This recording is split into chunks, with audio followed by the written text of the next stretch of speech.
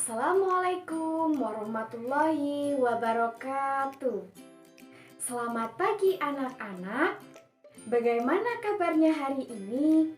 Semoga semua dalam keadaan sehat walafiat ya. Semua sudah sarapan atau belum?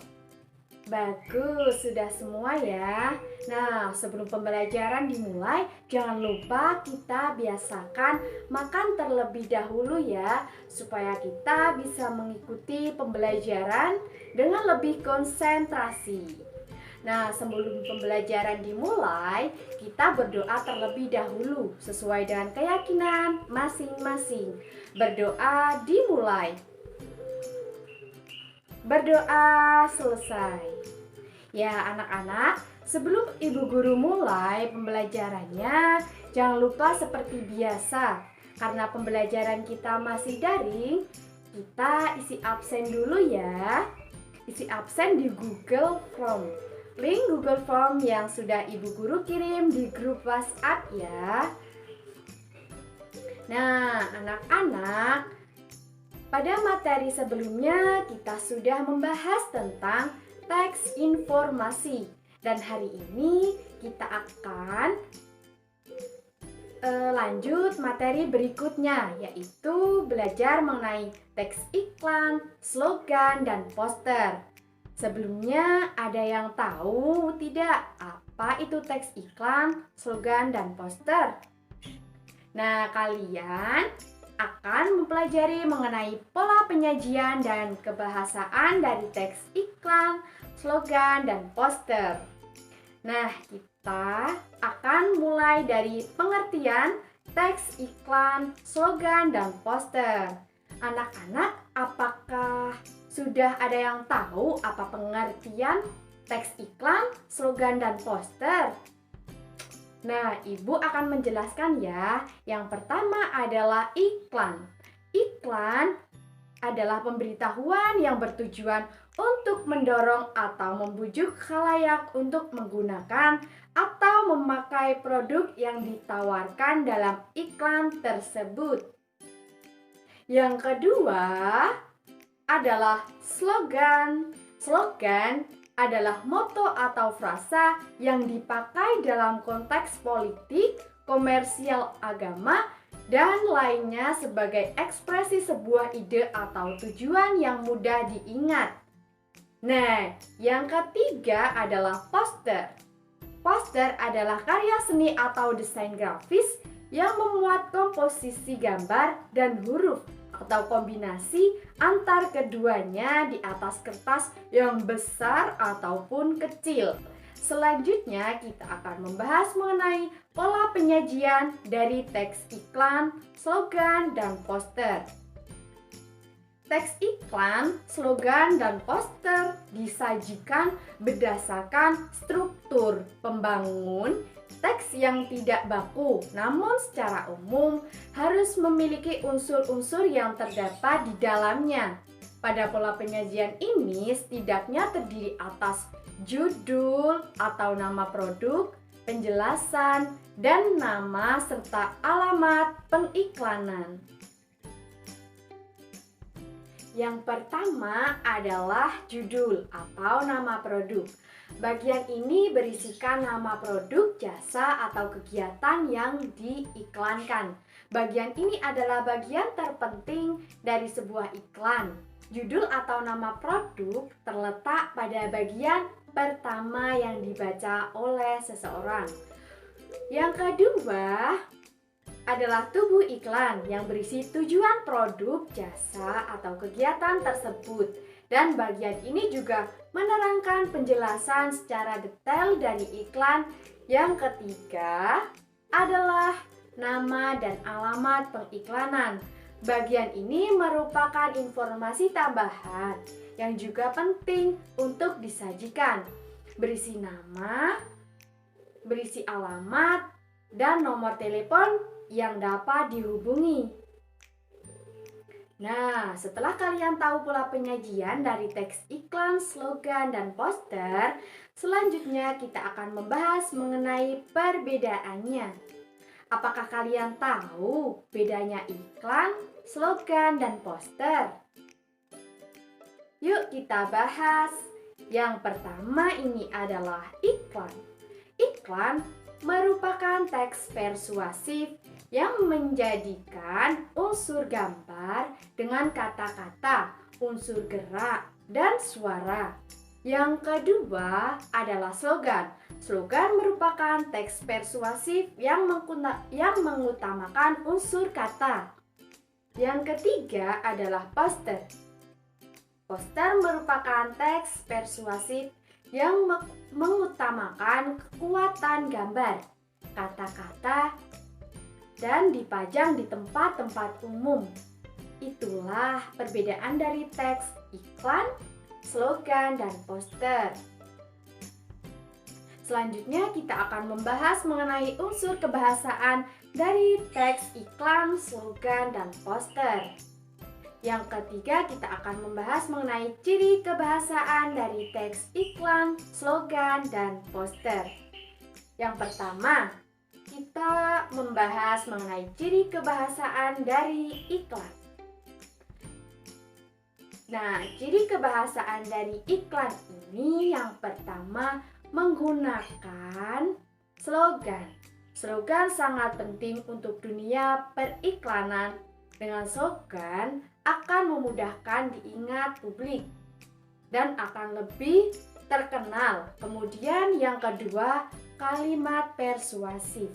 Kalimat persuasif adalah kalimat yang bertujuan untuk meyakinkan dan membujuk pembaca agar melaksanakan atau menerima gagasan dari seorang penulis. Yang ketiga adalah menggunakan subjek orang pertama. Teks iklan biasanya menggunakan subjek orang pertama tunggal atau jamak, seperti aku, saya, dan kami untuk mengganti pihak atau instansi pemasang iklan. Kemudian yang keempat adalah kalimat imperatif. Kata yang digunakan dalam iklan juga berwujud imperatif. Imperatif merupakan permintaan, ajakan, dorongan, atau larangannya. Yang kelima, memuat fakta dan opini. Iklan yang baik harus menggunakan fakta. Fakta merupakan pernyataan yang bisa membuktikan kebenarannya. Selain itu, sebuah iklan juga mengandung pendapat yang mempengaruhi konsumen untuk membeli dan menggunakan produk yang diinginkan. Kemudian yang kedua, kebahasaan dari slogan. Slogan memiliki ciri bahasa yang menarik, mudah dipahami, serta bersifat persuasif. Isinya singkat, jelas, kalimatnya pendek dan menarik, mudah diingat, dan menjelaskan visi atau misi terdiri dari beberapa kata saja. Karena tujuan utamanya adalah agar mudah diingat. Nah, yang ketiga, ciri kebahasaan dari poster. Poster memiliki ciri kebahasaan yang pertama singkat, yang kedua jelas, dan memikat daya. Yang kedua, kata-kata yang dipergunakan efektif, sugestif, dan mudah diingat. Yang ketiga, cenderung memiliki gambar yang menarik dan memikat. Selanjutnya yang keempat, poster bersifat sugestif dan mengajak. Itulah ciri kebahasaan dari iklan, slogan, dan poster. Selanjutnya, kita akan melihat contoh dari teks iklan. Contoh dari teks iklan, slogan, dan poster. Sebelumnya, apakah kalian pernah melihat teks iklan, slogan, dan poster? Tentu saja banyak di media yang digunakan dalam penyampaian teks iklan, slogan, dan poster. Salah satunya adalah media koran. Nah, kali ini Ibu akan memberikan contoh dan memperlihatkan kepada kalian seperti apakah teks iklan, slogan, dan poster. Salah satunya adalah teks iklan. Mari kita lihat pola penyajiannya. Pola penyajian dalam teks iklan di koran ini, yang pertama ada nama produk atau judul dari Suzuki. Kemudian yang kedua, tubuh iklan yang berisikan penjelasan penggunaan detail produk yang ditawarkan, yaitu promo Suzuki R3 paket lebaran. Nah, di sini juga terdapat unsur kebahasaannya. Ciri kebahasaannya yaitu kalimat persuasif atau mengajak. Kemudian pola penyajian yang ketiga adalah pendapat, nama, dan alamat pengiklanan. Nah, di sini tertulis Suzuki dengan nomor telepon. Jadi, iklan di dalam koran ini semuanya mempunyai pola penyajian yang harus ada di dalam iklan seperti itu. Nah, kalian bisa mencari contoh-contoh iklan lainnya di surat kabar ataupun media elektronik lainnya. Kemudian, contoh slogan. Slogan tersebut bertujuan untuk mengajak kita menjauhi narkoba. Dan yang terakhir adalah contoh poster. Poster tersebut menggambarkan kebiasaan yang dilakukan oleh sebagian orang, yaitu membuang sampah sembarangan. Nah, poster tersebut mengajak kita semua untuk membuang sampah pada tempatnya. Nah, seperti itulah contoh dari teks iklan, slogan, dan poster. Semoga kalian paham ya dengan penjelasan yang Ibu sampaikan. Kemudian mari kita menyimpulkan hasil belajar kita hari ini. Yang pertama adalah pola penyajian dari teks iklan, slogan, dan poster. Di dalam pola penyajian teks iklan, slogan, dan poster harus memuat satu judul atau nama produk. Yang kedua, penjelasan atau tubuh iklan. Dan yang ketiga, nama serta alamat pengiklanan. Selanjutnya, ciri kebahasaan. Ciri kebahasaan iklan, slogan, dan poster itu memiliki ciri kebahasaan yang sama, yaitu mengajak para pembaca atau melihat teks iklan, slogan, dan poster untuk membeli atau memilih pasangan nomor DPR, atau apapun yang berkaitan dengan politik dalam slogan. Kemudian poster.